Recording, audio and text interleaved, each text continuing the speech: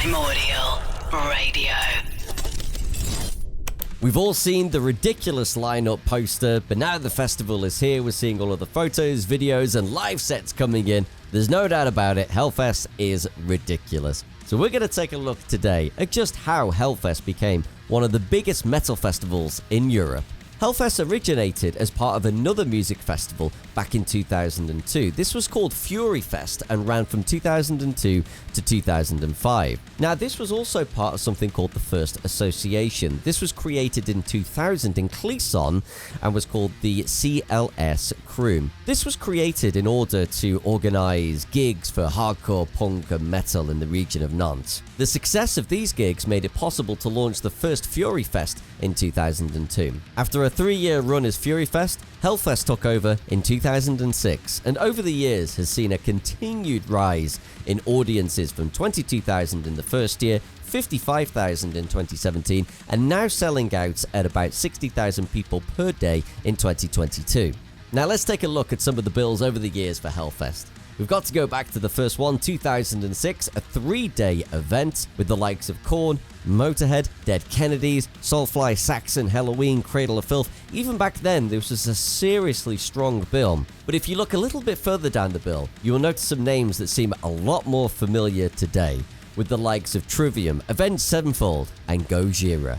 Fast forward 6 years now to 2012, and you can see just how quickly the festival grew in a very short space of time, with headliners Megadeth, Guns N' Roses, and Ozzy Osbourne, but also stage headliners with the likes of Lamb of God, Machine Head, King Diamond, Behemoth, Dimmu Borgir, Amon Amarth, and also you can see the introduction of the themed stages, whether it be black metal, thrash, doom, whatever it is you're into, they seem to have a stage for everything. 2012 certainly seemed like a big turning point for the festival. We now move forward to 2016, and you can really see at this point that the festival had solidified itself as one of the biggest metal festivals, not just in Europe, but in the world. With headliners Rammstein, Black Sabbath, but also you can see some of those bands who were lower down the bill just a few years ago getting higher and higher and higher, with the likes of Bring Me the Horizon and Gojira. But also here you can see perhaps a little bit of risk-taking. With no disrespect to Twisted Sister, they're not on the same scale as Black Sabbath or Rammstein, and many festival organizers just simply would not take the risk to put Twisted Sister as a headline act. But this is exactly what the festival did. It was their final French show, it was part of their big farewell tour, and they took the decision to give Twisted Sister the proper send-off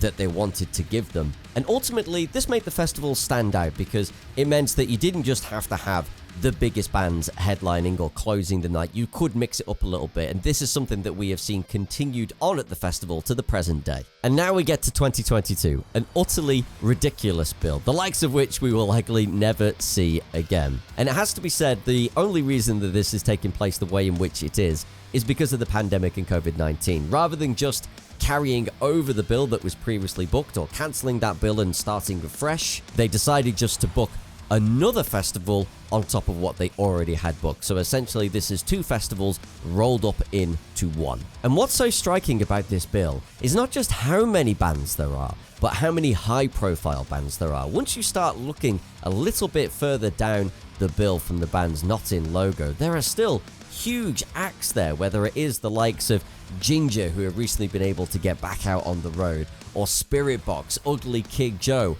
While She Sleeps. The list goes on and on and on. Hellfest organizer Ben Barbeau on why he decided to do the double edition for 2022. For us, it was a real shock when we had to give up organizing the festival. We were faced with an unprecedented situation. This meant a shortfall, steps with the insurer, and we asked ourselves the question of a double edition, as is done for Coachella in California.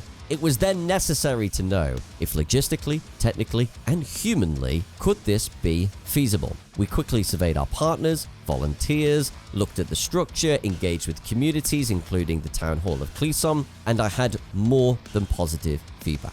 So the decision was made in September and October of 2021. We gave ourselves a year to prepare for this festival over 10 days. It's a unique opportunity which is not intended to be repeated in other years. I would like this Hellfest in 2022 to be remembered as the edition of the century. Now, with such a stacked bill, the question always comes up about how you make this financially viable, and is Hellfest funded by the French government? The short answer to that question is yes, but not anymore. There was controversy back in 2016 with Hellfest when the French government demanded the organisers to remove Down from the bill due to vocalist Phil Anselmo's controversial behaviour at Dimebash 2016, where he hailed a Nazi salute and screamed "White Power." Following on from this, Anselmo publicly apologised for the incident, and whilst not everybody accepted that apology, Hellfest did, and Down remained on the bill. As a consequence of this, the French government revoked the €20,000 subsidy that they had been awarding to Hellfest for the festival. In response, organiser Ben Barbeau said, "What I'm trying to say is that Hellfest doesn't need the region's stinking money." Hellfest's reported annual budget is roughly €60 million per year. So as it would seem, whilst they did receive help from the French government, it wasn't integral to the festival's success.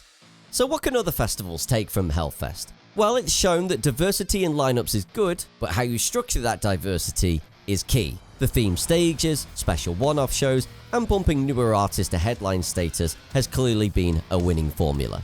If you have a captive audience that is hungry for new experiences, give that to them. We all know at this point that in order for the scene not just to survive but thrive, we need new headliners. And that ultimately is going to mean taking risks to bump bands up to headline status.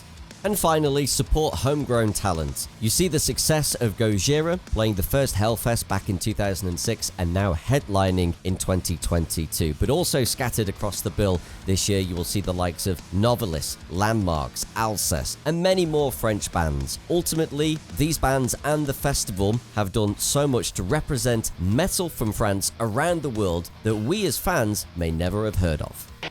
Primordial Radio.